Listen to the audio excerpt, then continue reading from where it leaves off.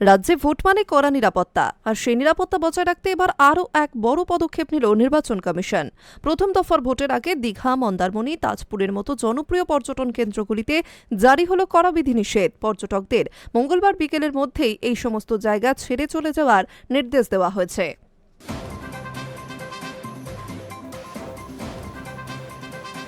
রাজ্যে ভোট মানেই কড়া নিরাপত্তা, আর সেই নিরাপত্তা বজায় রাখতে এবার এক বড় পদক্ষেপ নিল নির্বাচন কমিশন। প্রথম দফার ভোটের আগে দীঘা, মন্দারমণি, তাজপুরের মতো জনপ্রিয় পর্যটন কেন্দ্রগুলিতে জারি করা হয়েছে কড়া বিধিনিষেধ।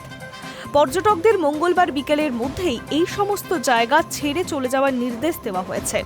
জানা গিয়েছে, নির্বাচন কমিশনের জারি করা বিজ্ঞপ্তিতে স্পষ্ট বলা হয়েছে, বাইরের কোনো ব্যক্তি, বিশেষ করে ভিন্ন জেলার বাসিন্দারা ভোট পর্বেও শেষ হওয়া না পর্যন্ত ওই সব এলাকায় থাকতে পারবে না।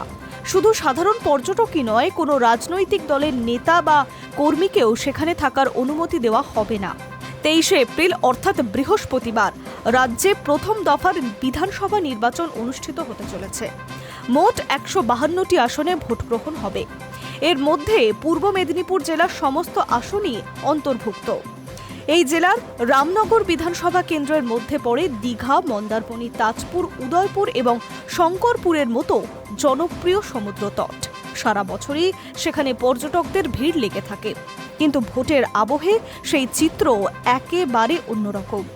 নির্বাচন কমিশনের নির্দেশ অনুযায়ী 21শে এপ্রিল বিকাল থেকে 23শে এপ্রিল পর্যন্ত এই সমস্ত পর্যটন কেন্দ্রের হোটেল, গেস্ট হাউস বা লজের বাইরে কোনো ব্যক্তিকে থাকতে দেওয়া যাবে না। ফলে পর্যটকদের আগাম বুকিং থাকলেও তা বাতিল করতে বাধ্য হচ্ছেন অনেক হোটেল মালিকরা। এই নির্দেশ কার্যকর করতে ইতিমধ্যেই সক্রিয় হয়ে উঠেছে স্থানীয় প্রশাসন ও পুলিশ। দীঘা মোহনা এবং মন্দারমণির উপকূল থানার পক্ষ থেকে মাইকে প্রচার চালানো হচ্ছে।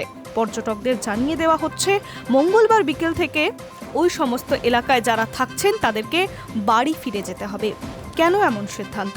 কমিশন সূত্রে জানা গিয়েছে, ভোটের সময় বাইরের লোকজন পর্যটকদের ছদ্মবেশে এসে এলাকায় ঢুকে অশান্তি ছড়াতে পারে।